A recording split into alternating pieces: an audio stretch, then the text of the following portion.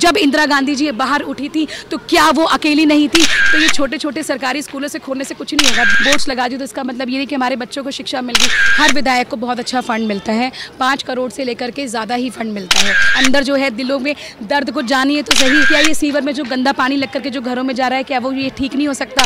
तो एक helpline number रखिएगा ना, ताकि कोई भी नागरिक जो है उनको फ़ोन करे और बोले कि मेरे फादर को हार्ट अटैक है तो सीधे उनको हॉस्पिटल में भेजिए ना। चाहे 2 लाख का खर्चा हो, चाहे 3 लाख का खर्चा हो, तो वही मैं आपको बताना चाहूँगी कि वो हम डेफिनेटली ये चीज़ कर सकते हैं। बहुत एक तरफ तो बड़ी बड़ी कतारें, बड़ी बड़ी भीड़, बड़े बड़े नेता और बड़े बड़े काफिले चल रहे हैं दिल्ली विधानसभा चुनाव में, और एक तरफ एक लड़की, महिला या फिर क्या कहूं, अकेले अपने कुछ लोगों के साथ में और हाथ में माइक लेके और चैलेंज करती हुई नजर आ रही है कि विधायकी कैसे चलाते हैं, हम आपको सिखाते हैं।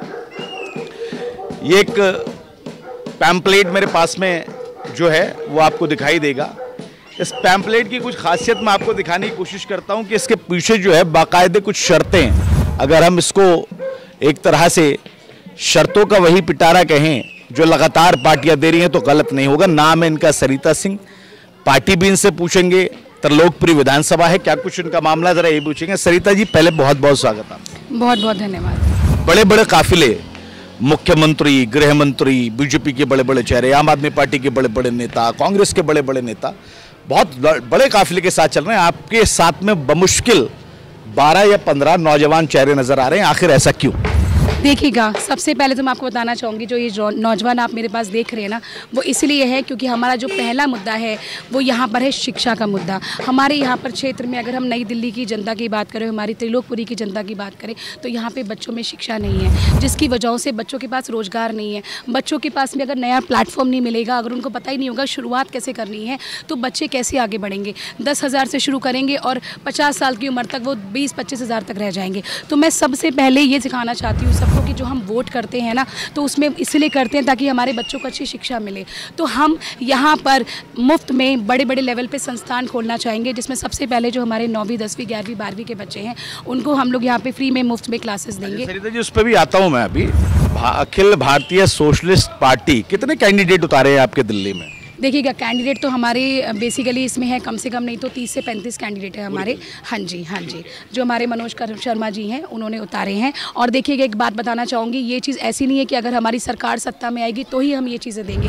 अगर हमारी सरकार बने चाहे ना बने, मुफ्त में संस्थान तो हम फिर भी खुलाएंगे, बच्चों को शिक्षा तो हम फिर भी देंगे, क्षेत्र का विकास हम फिर भी कराएंगे। ये जितनी तारों का जंजाल है ये हम फिर भी अंडरग्राउंड करवाएंगे, फिर भी हम ये सारे के सारे काम करेंगे। हमारे जो हमारे वरिष्ठ नागरिक हैं, हमारी सरकार चाहे बने चाहे ना बने, क्योंकि मेन होना चाहिए स्ट्रॉन्ग कैंडिडेट। पार्टी से मैं कहती हूँ कि सर कुछ फ़ायदा नहीं पड़ता, कुछ भी फ़र्क नहीं पड़ता, मेन होना चाहिए कैंडिडेट। अगर कैंडिडेट में वो दम होगा ना तो वो डेफिनेटली आगे बढ़ के दिखाएगा, क्योंकि हमारी जनता को कुछ नहीं चाहिए, उनको मेन चीज़ चाहिए क्षेत्र का विकास, बच्चों की पढ़ाई लिखाई, और तो और उनको चाहिए यहाँ पर अच्छी चिकित्सालय। तो ये छोटे छोटे सरकारी स्कूलों से खोलने से कुछ नहीं होगा। दिल से बोलूँ तो ये स्कूल तो पहले भी थे। यहाँ पर अगर हमने नए नए बेंच लगा दिए या फिर हमने बोर्ड्स लगा दिए तो इसका मतलब ये नहीं कि हमारे बच्चों को शिक्षा मिल गई। मेरे पास बहुत से वीडियोस हैं जिसमें मैं आपको दिखा सकती हूँ, प्रूफ्स हैं कि वो वहाँ के बच्चे हंसी उड़ा रहे हैं कि जाके देखिए तो सही कि वहाँ के शिक्षक की एजुकेशन क्या है, वो किस लेवल पे वो ट्रेंड है, अपने फ़ोन पे वो बिजी रहते हैं। और तो और अगर हम यहाँ पर बड़े लेवल पे एजुकेशन इंस्टीट्यूट्स खोलेंगे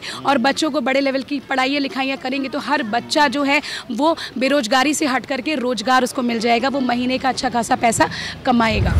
देखिए, कुछ चीजें मैं आपके दिखा देता हूँ। हर महीने वरिष्ठ नागरिकों को 11,000 की सम्मान राशि, सभी छात्रों को शिक्षा का अधिकार और युवाओं को मुफ्त स्किल कोर्स जैसे एनिमेशन और digital courses, English speaking classes, गृहिणियों को 11,000 की सम्मान राशि और रोजगार के अवसर, सभी नागरिकों को मुफ्त 300 यूनिट बिजली और 20,000 लीटर पानी की सुविधा।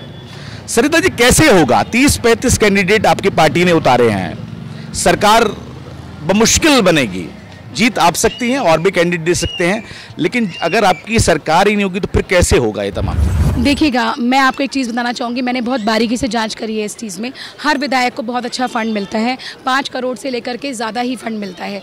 तो अगर हम चाहेंगे कि हम बच्चों का अगर विकास करने का सोचेंगे तो मुझे बहुत अच्छी सी नॉलेज है क्योंकि मैंने लंदन से MBA किया है। हम लोग यहाँ पर मुफ्त में जो है संस्थान खोलेंगे जिसमें हम चाहेंगे कि हर बच्चे को शिक्षा मिले। मेरे पास हर तरीके का ट्रेनर्स अवेलेबल है, क्योंकि मैंने ऑलरेडी अपनी IT कंपनी खोल रखी है मार्वलस एंड प्राइवेट लिमिटेड में, जो कि न्यू अशोकनगर में है। और already I am working as a territory head in Frankfurt air hostess training institute.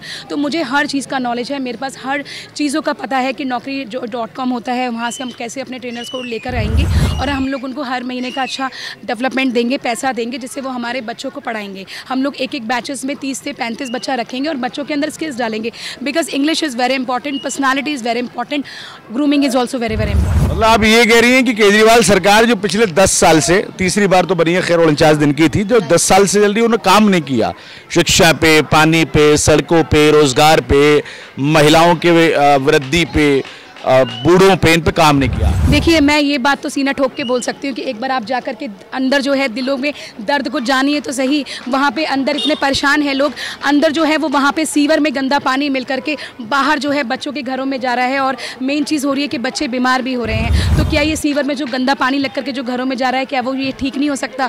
कोई बड़ी बात नहीं है, कोई बड़ी बात नहीं है। और तो और सरकारी स्कूल खोलने से मैं वही बोलना चाहूँगी कि सरकारी स्कूल खोलने से कुछ नहीं होगा। आज मैं केजरीवाल जी को यही बोलना चाहूँगी कि केजरीवाल जी, सिर्फ सरकारी स्कूल्स खोलने से कुछ नहीं होगा, ये छोटे छोटे मोहल्ले क्लिनिक खोलने से कुछ नहीं होगा। आप टाइप्स करिए ना हॉस्पिटल्स के साथ में, ताकि अगर किसी को दिक्कत हो तो एक हेल्पलाइन नंबर रखिए ना, वहाँ पर अगर कोई फ़ोन करे और उनको बोले कि सर हमारे जो है जो पेरेंट्स, ऐसा लग रहा है आप बोल रही हैं, चेतावनी दे रही हैं आप केजरीवाल? दे रही हूँ, डेफिनेटली दे रही हूँ। और उनको मैं यही बोलना चाहूँगी कि एक हेल्पलाइन नंबर रखिएगा ना, ताकि कोई भी नागरिक जो है उनको फ़ोन करे और बोले कि मेरे फादर को हार्ट अटैक है, तो सीधे उनको हॉस्पिटल में भेजिए ना। चाहे 2 लाख का खर्चा हो, चाहे 3 लाख का खर्चा हो, तो वही मैं आपको बताना चाहूँगी कि वो हम डेफिनेटली ये चीज़ कर सकते हैं। ये बहुत नॉर्मल चीज़ें हैं। बट देखिए, मैं आपको एक चीज़ बताना चाहूँगी, अगर हम चाहते हैं कि 70 के 70 जो हमारे प्रत्याशी हैं वो विधायक का काम कैसे करें, तो नॉर्मली क्या होता है ना कि जो विधायक बन जाते हैं, अब जाके देखिए ना, 5 साल हमने रोहित मैलोरिया को दिए, तो उन्होंने आकर के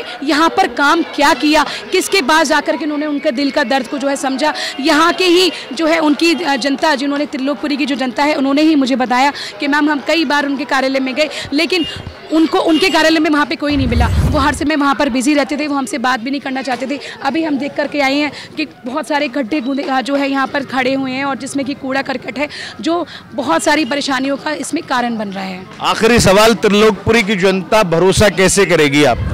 देखिए, अगर मैं आपको बात करूं तो जैसे जैसे मैंने प्रचार किया है, तो यहाँ पर हम देख रहे हैं कि सबसे बड़ा सपोर्ट हमें जनता का ही मिल रहा है, क्योंकि उनको अब दिख रहा है कि इस बार कोई ना कोई तो तहलका मचाने आया है, इस बार तो कोई ना कोई लहर उठाने आया है। जब इंदिरा गांधी जी बाहर उठी थी तो क्या वो अकेली नहीं थी? क्या उनके साथ में 15, 16 या 20 प्रत्याशी नहीं थे? लेकिन अगली बार जब वो प्रॉपर वे में बढ़िया जो है लेवल पे आई थी, तो पूरी दुनिया, पूरी की पूरी हमारा जो देश भारत है वही बड़े थे ना। अब मैं आपको एक चीज़ बोलना चाहूँगी लास्ट में, कि मैं उस देश की नागरिक हूँ जिसके होठों में गंगा और हाथों में तिरंगा है। वो देश जो कभी सत्यम शिवम सुंदरम, जो कभी वंदे मातरम, जो कभी पंजाब सिंध गुजरात मराठा द्रविड़ उत्कल बन गया है। मैं उस देश की नागरिक हूँ जो हर ठुकराए हुए की शरण स्थली बन जाता है, और परदेशियों को भी अपनी ब्रदर एंड सिस्टर कहलाता है, ब्रदर एंड सिस्टर कहलाता है। यही देश की रणभूमि भारतवर्ष कहलाता है, भारतवर्ष कहलाता है। जय हिंद, जय भारत। मैं अपनी त्रिलोकपुरी की जनता और इनफैक्ट पूरी नई दिल्ली की जनता को यही बोलना चाहूँगी